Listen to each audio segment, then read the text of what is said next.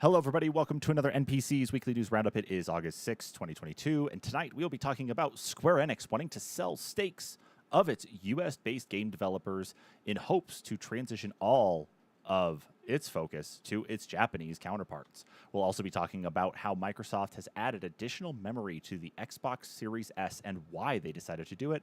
And of course, we'll be talking about all the details revealed for Pokemon Scarlet and Violet in their Pokemon Direct earlier this week. That and more in this week's Weekly News Roundup. Hello, everybody, and welcome to another NPCs Weekly News Roundup for the week of November 20th, 2020. It is Friday. It is, where's my date? It's September 18th, 2020 here to our first story, and this is actually breaking news for all of us right now here too. Figured this is a kind of a big one to cover, of course, with who it is. Joined via Discord by Kyle because we're in the midst of a pandemic still, and of course everything is all kinds of crazy. So this thing is a chonker. I mean, yeah, it's a beast. It's huge. Doing that we had the Resident Evil stuff, that they were successful with Castlevania. Welcome to another NPC's Weekly News Roundup. And it's the news time. I am joined, of course, by Kyle via Discord. Kyle, hello. What's up? Man. Oh, as my phone goes off. And as your phone goes off, and I transition us to being officially live, up and running, and here we are, everybody. Oh, yes, we're live. We're live. We're here. That's exciting. All right, everybody. It is August. What I say? It's the 6th today. Yeah, God, it's already the 6th of August, 2022. So everybody, welcome. It is actually going to be a rather short NPC's Weekly News Roundup. Of course, news was not necessarily light in the sense of, at least the content that came out, but the number of stories, of course, at least on things to focus on. There were some interesting things out there, but of course, we're going to hop in right to our first one and get through this, of course, and that is Square Enix wants to sell stakes in its U.S. studios. So this story comes to us from Video Games Chronicle, and this is based on a conference call they had for their financial results, and they indicate that the sale of Crystal Dynamics and Eidos to Embracer Group was phase one of Square Enix's plans, and phase two is going to be diversification of studio capital structure. And what they go on to say, or at least this is per David Gibson, who is a Japan-based analyst. He says rising development costs of making games means with 100% owned studios, they need to be selective and concentrate resources, which limits expansion. As such, the publisher will be doing a studio portfolio review. So what it looks like is that similar to what Square Enix did with Embracer Group and the sale of those couple studios that they had, what they're wanting to do is they want to retain the majority ownership in the studios that they still have, particularly in their non-Japanese segments, but open it up to being able to raise additional capital by selling stakes in those companies, which for really what we've been seeing in the game industry as of late, that's not necessarily out of the realm of possibility, given Tencent's really big push to invest in a lot of gaming companies as of late too. So, Kyle, I mean, we're talking about the U.S. segment for Square Enix, which, they've got several studios there, but it's like after Eidos and Crystal Dynamics kind of went over to Embracer, like, what does that really leave us with? I'm not entirely certain what all studios that actually leaves us with over at Square Enix, but I mean, you look at the way they're trying to focus. A lot of the studios that they're getting rid of too are ones that they've considered didn't meet expectations of the profits of their last games, including some of the ones that weren't necessarily bad. Like you look at Guardians of the Galaxy, it had some residual effect of the Marvel Avengers, but it was part of that first phase one. Right. Yeah, and I mean, let me see what other studios they're still hanging on to at the moment. Yeah, that's what I'm looking at. It looks like they've got Square Enix London Mobile, which of course is all mobile game development. They've still got Square Enix Montreal out of Quebec. They have let's see, I think Eidos and Crystal Dynamics were sold off. Let's see here. They have Square Enix out in China, but I don't think that was a part of the listing there. Then they have Square Enix out of Europe that's in London. And let's see, they were the publishing end for the European side, including Tomb Raider, Deus Ex, Just Cause, Life is Strange. Yeah, a lot of their stuff they have is,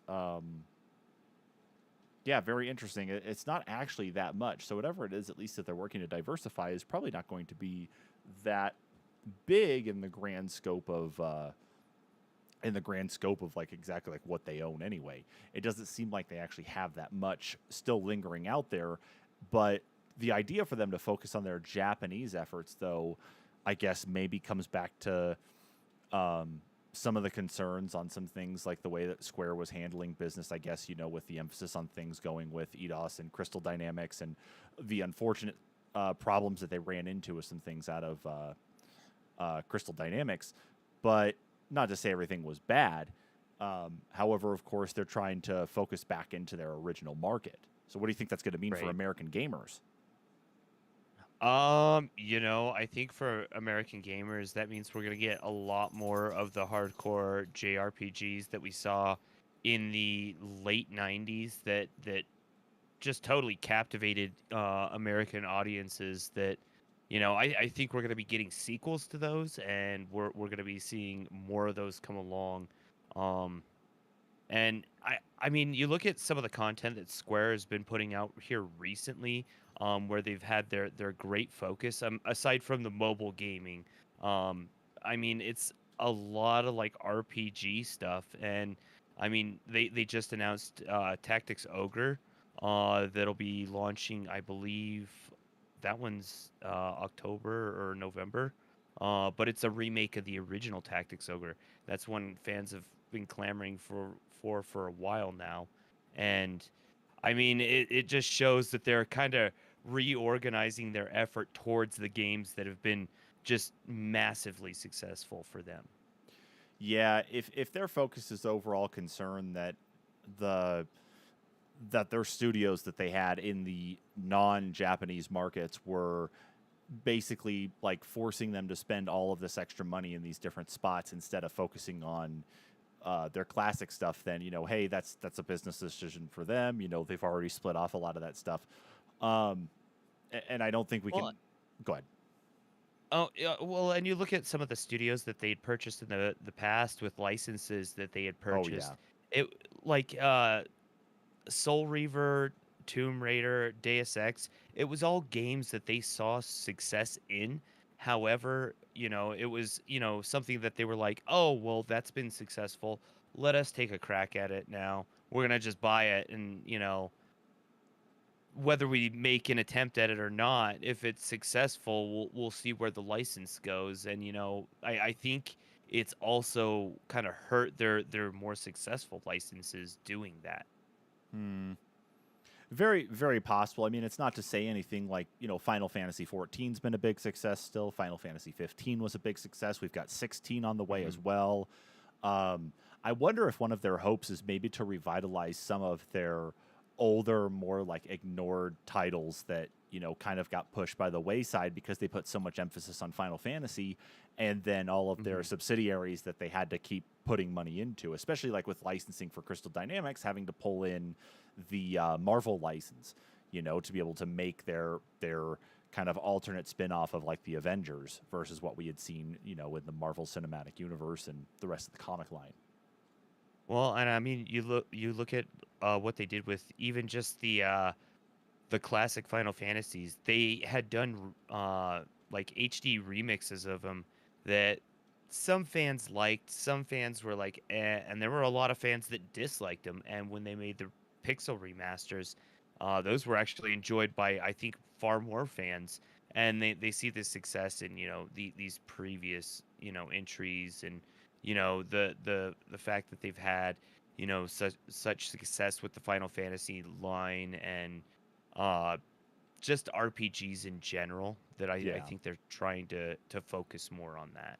Yeah, and I mean, we can only kind of hope this works, but we've only got to really, I guess our key part of it, though, especially, is that we don't lose we don't potentially lose access to those titles, though, either here in the United States. I mean, I'm sure that they'll get published and pushed into the United States anyway, but that we don't have, potentially longer delays on anything of that sort either, given that if they want to put more focus into their Japanese studios, are we going to see more emphasis on releasing to the Japanese market much sooner than they would in the United States? Or are we still going to see that balanced initiative that they've been really working towards over the last decade or so, or if not even longer? It's a good question to ask. I mean, because Square Enix is still one of the studios that does show a lot of interest in the NFTs and what Man. kind of benefit that NFTs might show in their company, NFTs. unfortunately. Yeah. So I mean, they do have some focus that they're shifting there, and they do have their mobile sector that they're trying to grow a lot more as well. I mean, shoot, they've launched I think probably 4 or 5 games that directly relate to Final Fantasy VII in the last like 3 years. Yeah, there's that, and then they've also launched a whole bunch of mobile Final and Fantasy games, though, too. Not even just like anything that's related Oh to Final yeah, Fantasy VII, but you've had no, and I was just several thinking of classic games too. specifically mobile. Yeah. Yeah, so it's like they've had, like, I'm on my phone right now looking here. They've got what is it? They got some generic like mobile style games on here, but you could buy the whole Final Fantasy VII, the original PlayStation 1 release, for $16. There's a Dissidia Final Fantasy game on here that looks more mobile, like Final Fantasy Tactics, Final Fantasy IX, the original Final Fantasy, Final Fantasy 4, 6. There's quite a bit Final in Fantasy here. VII Soldier, or I forgot what that one was. The full name of that one was, but you play as a Shinra soldier, basically. And I don't know. They've got another one that I think was iOS specific that was about being a Turk. I don't know which one that So would be, but yeah, But even yeah, so, it's like yeah. even so, it's like, because of the processing power behind your mobile devices anyway, too, the fact that you could actually pull in, these games from the days of yore, and you're not necessarily spending an arm and a leg to get them. It's definitely a segment that they are pushing and adapting to anyway, and have put out quite a few games as is. I mean, hell, being able to take the full Final Fantasy VII game with you in your pocket for the people who want to play that, hey, cool, that's awesome. And so I don't see them necessarily abandoning that side of it, though, either. I'm sure, like you said, that NFT push and what have you is going to keep going. Again, I'm just more worried about the support of the non-Japanese markets, and whether or not we're going to be seeing delays in games going out to there because they want to prioritize releases in Japan first, and then it's like a year or so out before we see something in the Americas. I think there's possibility. I won't discount that. There is always the possibility, but I do also think that they've seen, what kind of pitfall that can cause for them in the past by doing split releases. So maybe not such a good idea, but I couldn't say for certain, because there are still games that gets released overseas specifically that we never see.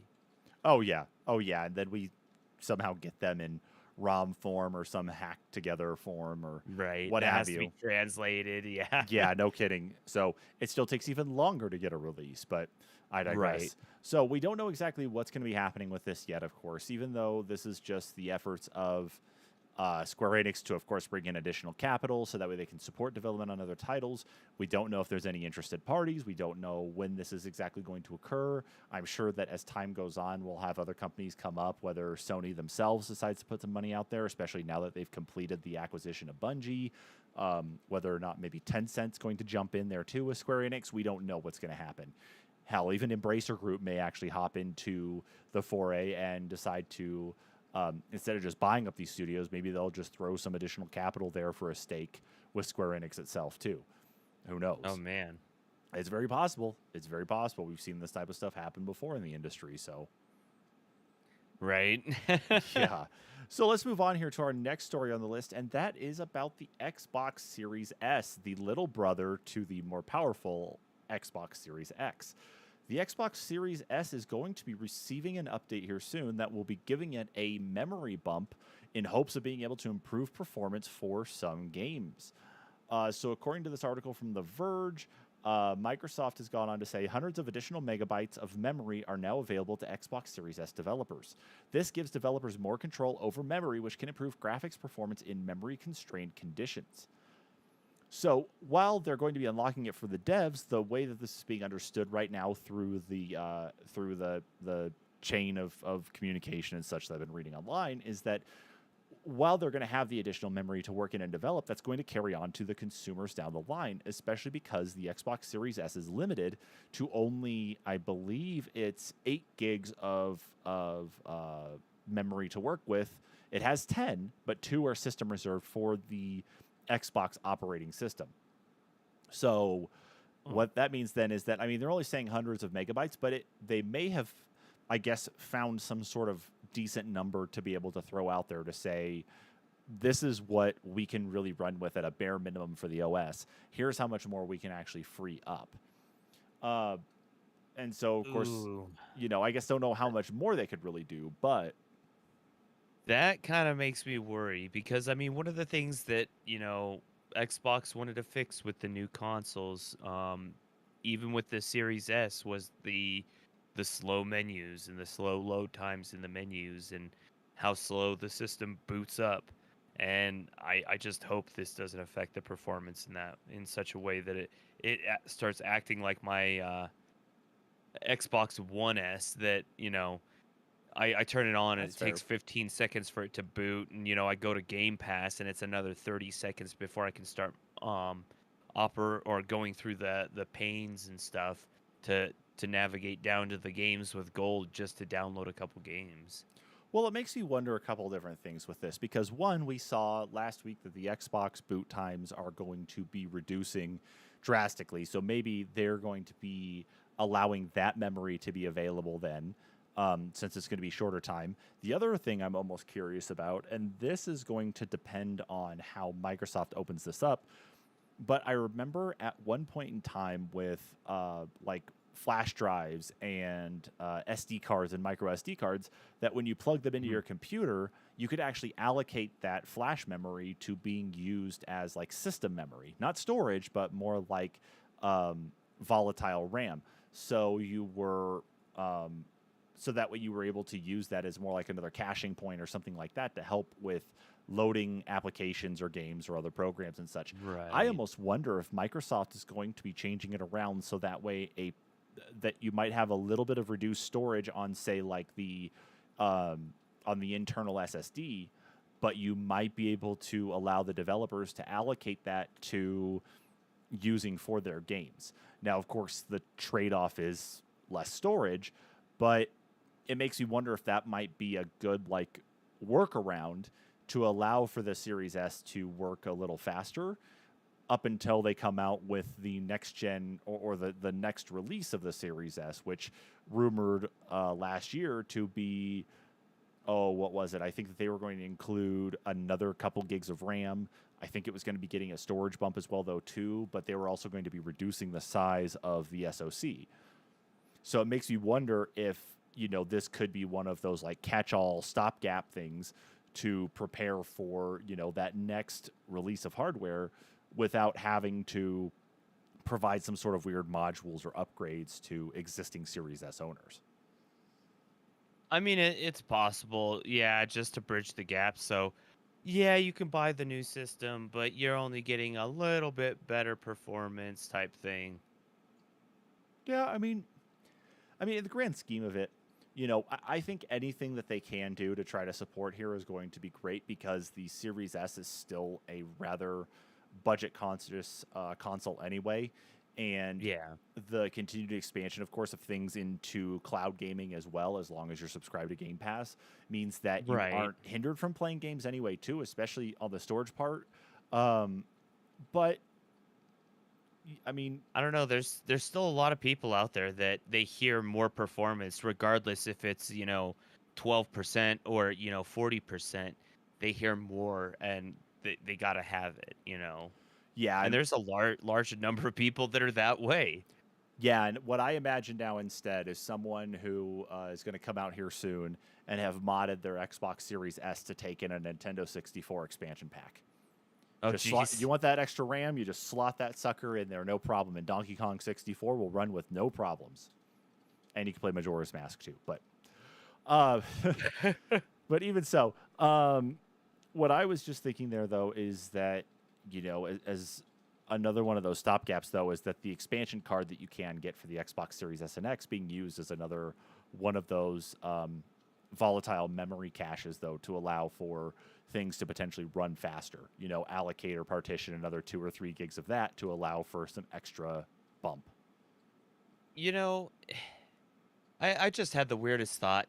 These things are getting so small and simple as far as like the Series S goes.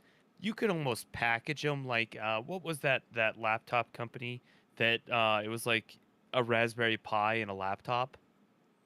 Oh, I know what you're talking about, but I can't quite think of the name, though. I mean, this is like Microsoft. You need to get together with like teenage engineering and figure this out because you have a gold mine, another gold mine on your hands. Just Or sending out kits for kids to build their Xbox. Because I mean, uh, eventually, you think about it. If it's gonna come down to just like small performance bumps with just simple, upgrades in RAM or a swap out of a drive, and the SoC isn't gonna change all that much, that's where we're gonna be at. I mean, yeah. we got kids that build computers anyway, so Yeah, and it's funny to say that, though, especially too, because what was going through my head, what I thought you were going to say was Frameworks. It's like Frameworks has this laptop there now that you can order all the different parts They for to be able do. to make yourself. It's like, there you go, Frameworks plus Xbox equals a Series S you can tear apart and rebuild into what you want. but I'm just thinking like they send you the SoC, they send you the RAM modules, and the shell, and you get to assemble it yourself, save a little bit of the cost, and then you've gained a little bit of education on the construction of a game console. Yeah, I mean that's also It's a something they could neat do. thought, but I don't really see Microsoft putting forth the effort to do I that, don't though. either, but it seems so simple to where we're getting with some of the upgrades. The system's already small, It's in my already opinion. they're What are mini they gonna gaming do? Make it a PCs little already. thinner? I mean, they're already like little gaming PCs as is because they're running Ryzen Right. processors and RDNA 2 graphics, and it's like The next thing they're gonna look like an Intel Nook. that, or we get to the point that because we're still waiting on their streaming puck or their little streaming adapter, it could just be that at the end of it. At the end of the day, you don't even have the console anymore either. They solved And the maybe problem. No more worries about memory. We're just gonna offload all your stuff to the cloud. yeah, and who knows? Maybe that's the next iteration of the S. It's literally most of the stuff is hosted on the cloud. You're gonna have a hard drive, and that's connected to a streaming puck, maybe a little bit larger streaming puck that connects to your TV, and that's that. Dear God, we're getting to the point here soon that the Xbox won't And even exist anymore as a physical entity, and it'll just be stuck in your brain.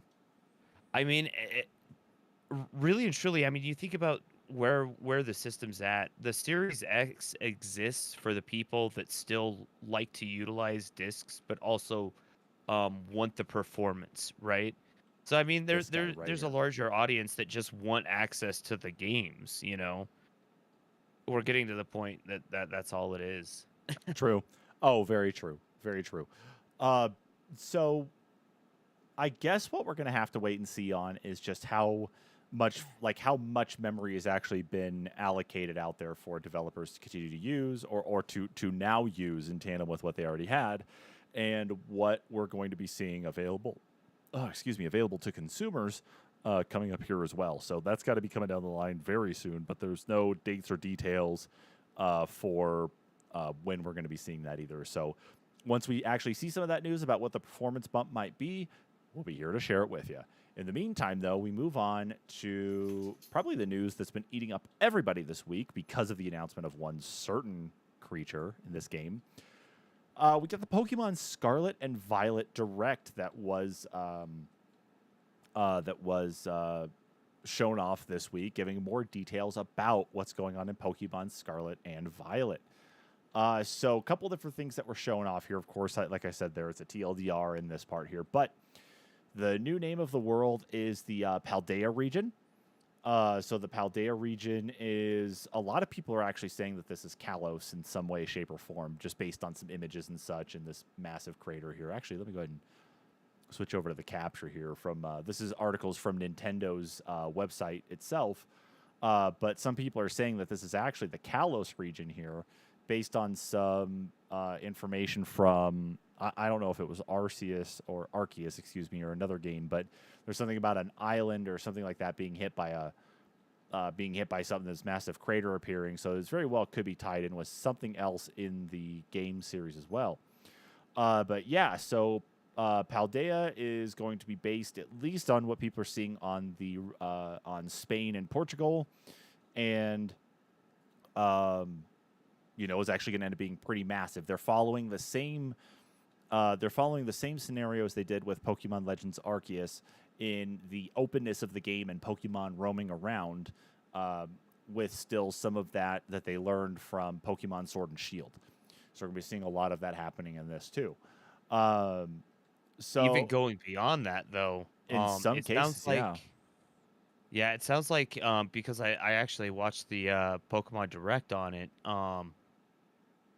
There's of course going to be your main storyline of trying to be the very best and taking on the Elite Four and rising to the top, conquering all the gyms. Which, by the way, you can conquer the gyms in any order that you like, but you do have to have all of the badges in order to visit the Elite Four.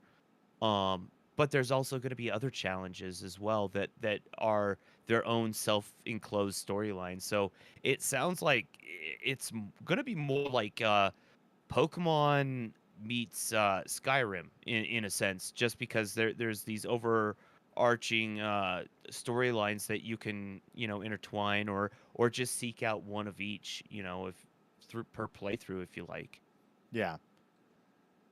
Yeah, that's about what I was taking away from it as well too. Couple interesting things here, of course, is we're getting the introduction of something called the Terrastall Phenomenon.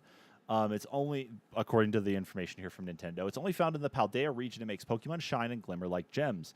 When a Pokemon terrastallizes, a Terra Jewel appears above the Pokemon's head like a crown, and the Pokemon's body glistens like a cut gemstone. So they gain special powers and allows players to enhance their battle strategies by increasing the power of any moves that have the same type as their Pokemon's Terra type. There are 18 types, meaning there are countless combinations of Pokemon and Terra types. So what I'll do here while we're talking about some of this as well, let me just slide this over. You gotta pull up that EV picture because that's just absurd. Yeah. Let me do that really quick then here. Let's see. So he got the ICO. Yeah.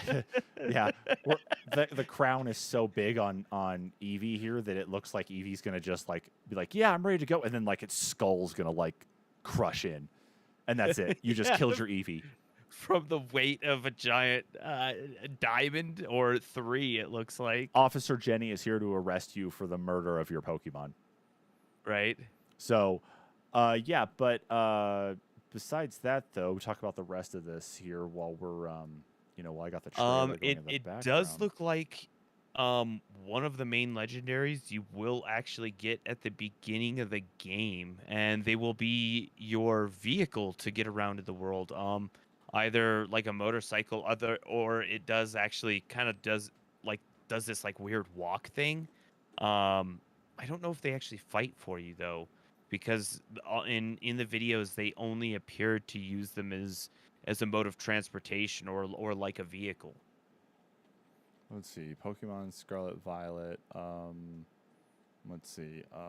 Yeah, I just don't remember them fighting or anything. So it's really bizarre that you get the legendary, or at least one of the legendaries, right at the beginning. Yeah, so we've got one whose name is Koraidon, and the other one is Miraidon, the box legendary Pokemon that look like motorcycles.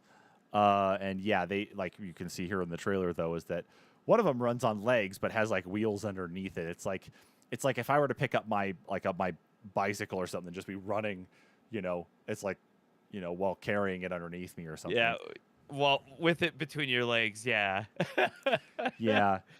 But yeah, exactly. Is there is no indication exactly on when you are going to be receiving those Pokemon, but they could be with you there from the beginning in like really reverse fashion for what Pokemon is. But uh, we won't know at least until we get to actually sit back and play it. But some other things here we did get, of course, is that there are Terra raid battles. Let's see, these happen when 3 other players team up to take on a terrestrialized wild Pokemon. Trainers can find other players who participate in the Terra raid battle through the Terra raid battle option, then choose to recruit allies or join someone else's raid. To have a battle together with friends a player already knows, they'll need to set a link code. Battle system has a time limit and allows players to continue attacking seamlessly without having to wait for other trainers to choose their actions. So then it looks like with the online functionality in this that you're able to actually recruit in other players regardless if they're in your friends list or not.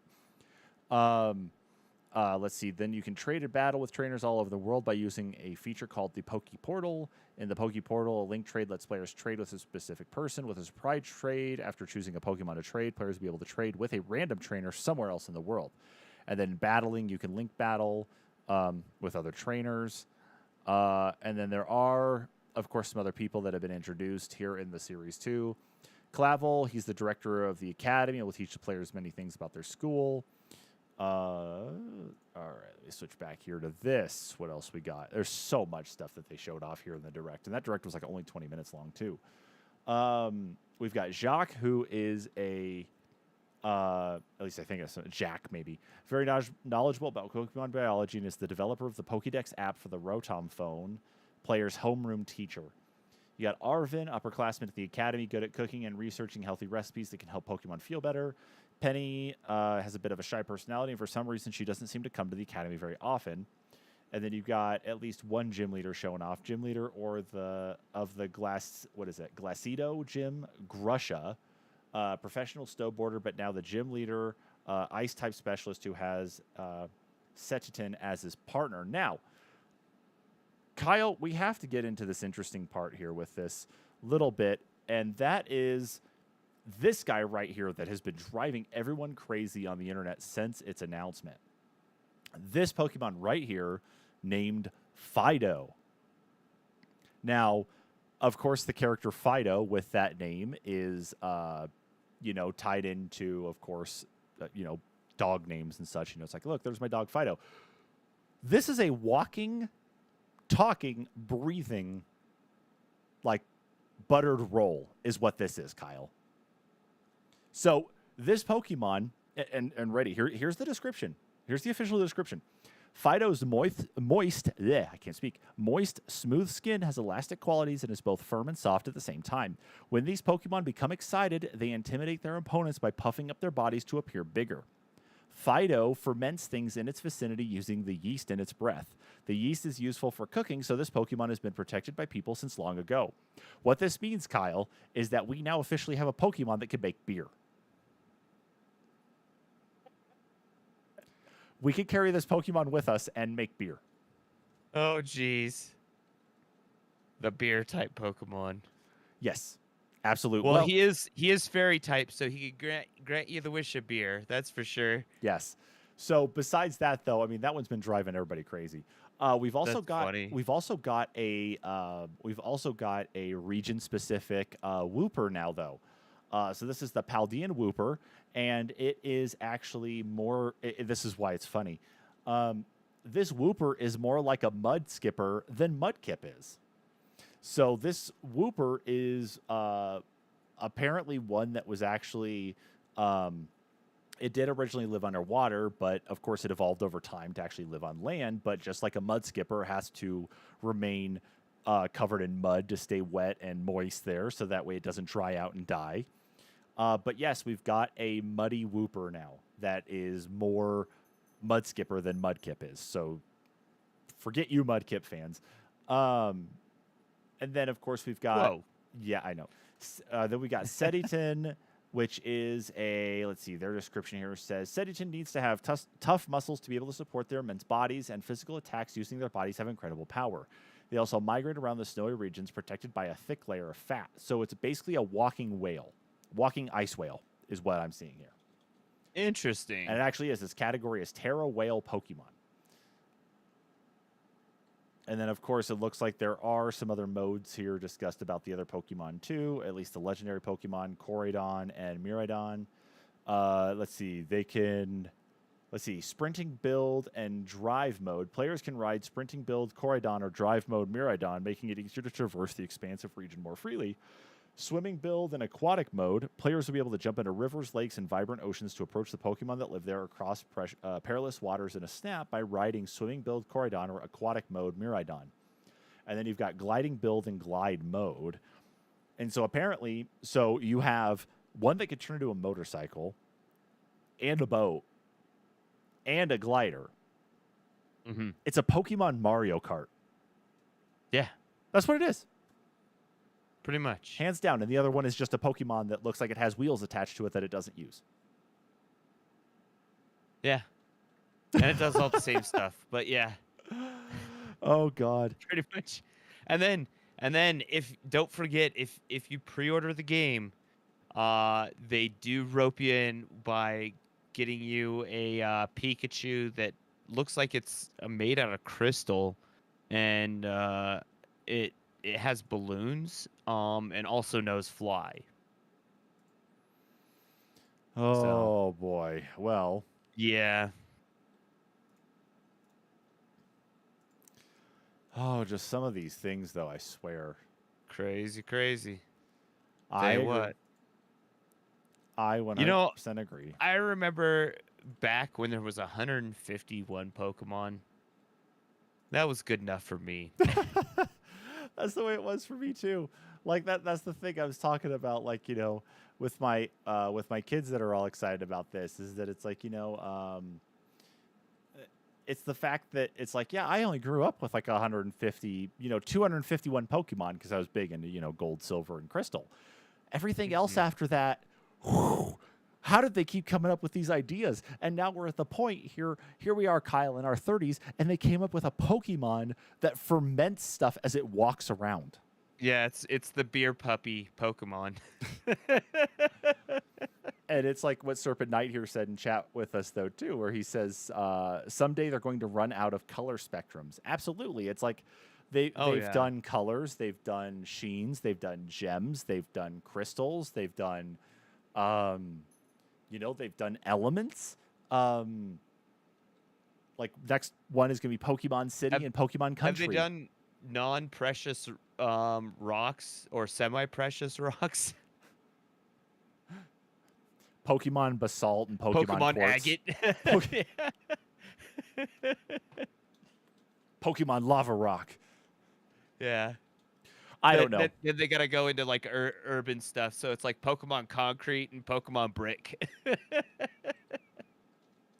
Well, I'm wondering if we're going to get to the point of something like Pokemon Mystery Dungeon, where you're actually just going to play the next Pokemon games as the Pokemon. Instead of it being like Mystery Dungeon, where you're limited to a small area, let you play as a Pokemon in those bigger areas.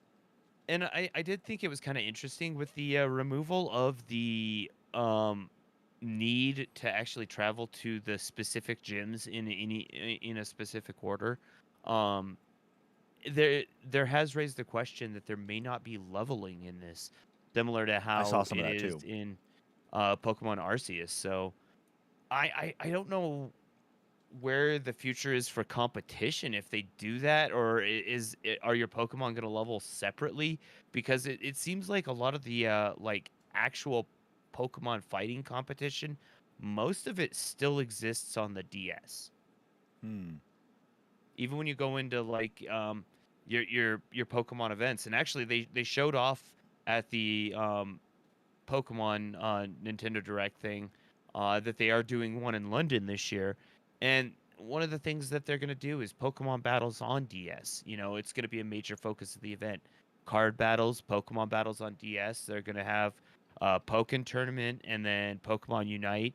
So also it's literally everything Pokemon, and they're going to have their own pop-up Pokemon shop. So Yeah, and I had seen some of that about the leveling as well, though, too. And it's not a surprise to actually see them doing the stuff as it relates to using like the DS versions of the game, because I wonder maybe if there are some limitations on the way they can link up with, say, like the Switch and do like in-person battles compared to what they were doing like with the 3DS and DS versions of their games. I guess what it's going to depend on more than anything, and of course I got a dog scratching himself over here next to me and jingling all over the place. It does make me wonder like where the Switch stuff is going to kind of sit at in these things going forward, because you got to imagine that Nintendo and the Pokemon Company, especially the Pokemon Company sanctioning these events, that they're going to have to make a call to say, you know, it's time to retire the 3DS stuff and move on to doing these battles and things in the Switch versions, and that's it.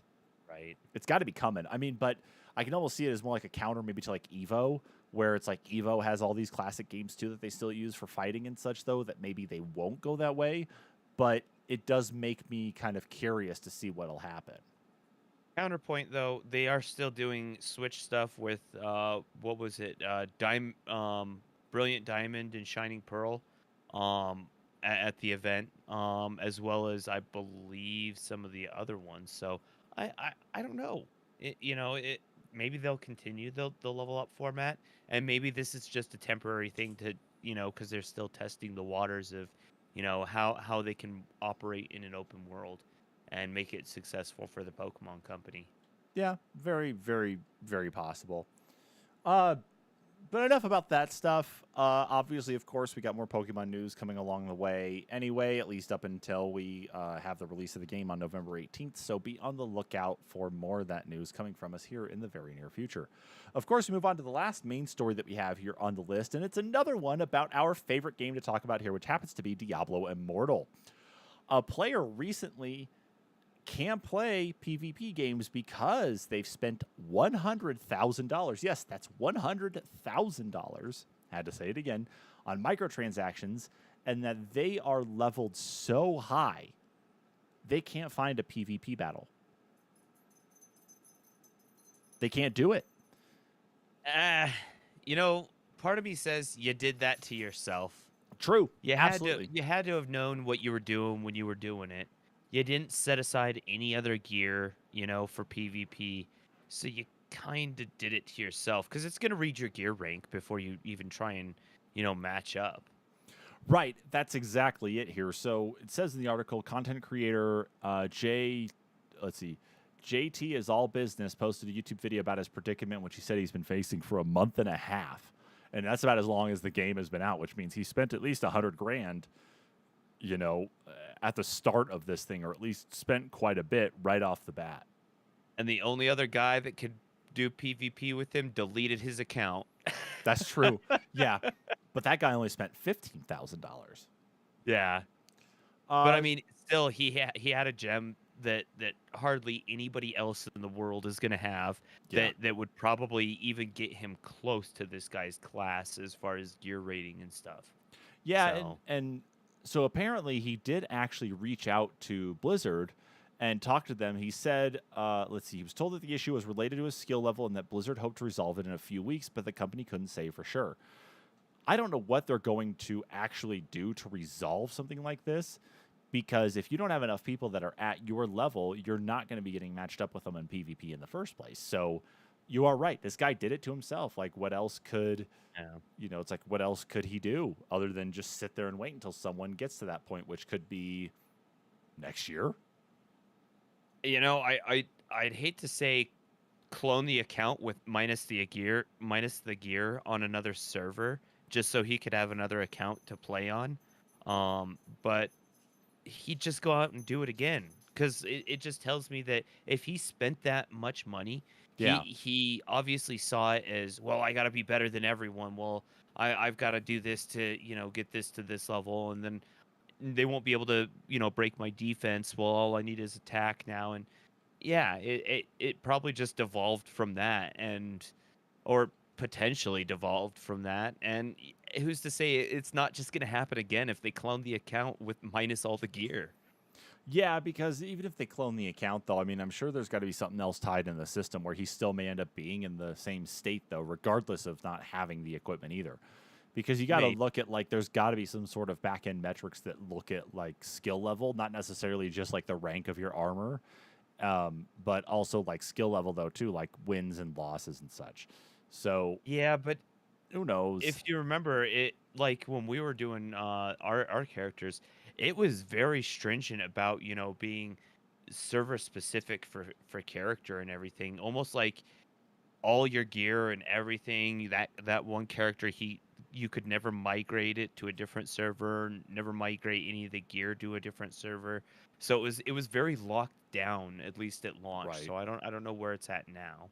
Yeah, and I'm not sure either. I've still got it installed on my phone. I just haven't played it in Me in as a well. while. So I'm not sure, but I will at least say this guy did it to himself. He wanted to be the best, and now he's so good he can't play the game. So Yeah. that's on you, dude. You won the game, dude. You You won. won the Yeah. game.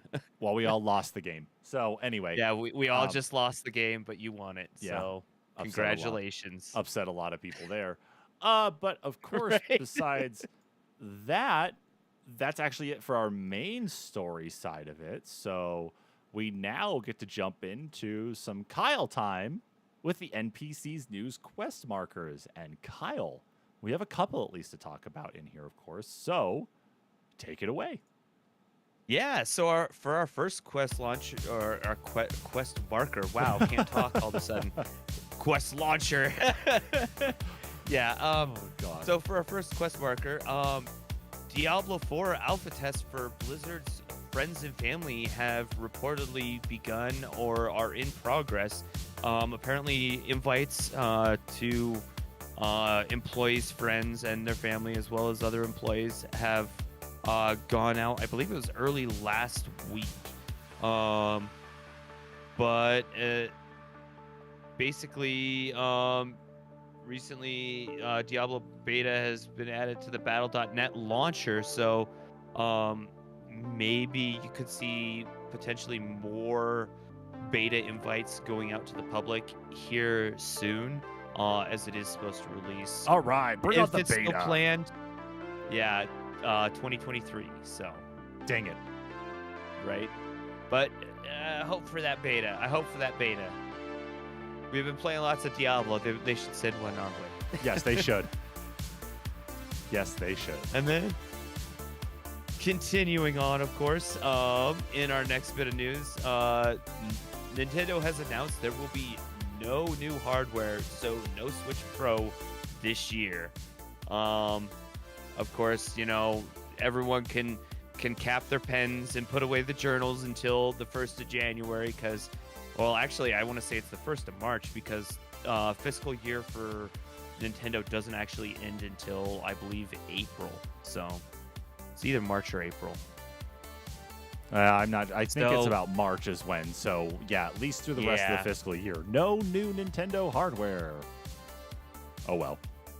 So Nintendo has officially put the kibosh on the rumors early on, but I'm sure we'll still see, reports of, this and that hardware throughout the end of the year. But don't get your hopes up, people.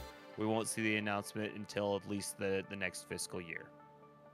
And the last bit of news that blew my mind, and I think Travis's collectively, Marvel vs. Capcom 2, the best fighting game of all time, is getting a re-release on cabinet via Arcade 1-Up. Woo! The cabinet will actually also include, of course, the 17-inch monitor, but will have Wi-Fi capability for online multiplayer. In addition, it will have the original Marvel vs. Capcom, as well as Marvel Superheroes vs. Street Fighter, X-Men vs. Street Fighter, Marvel Superheroes, X-Men Children of Adamant, X-Men Mutant Apocalypse, and Marvel Superheroes in War of the Gems. So you get quite the arcade collection in this cabinet.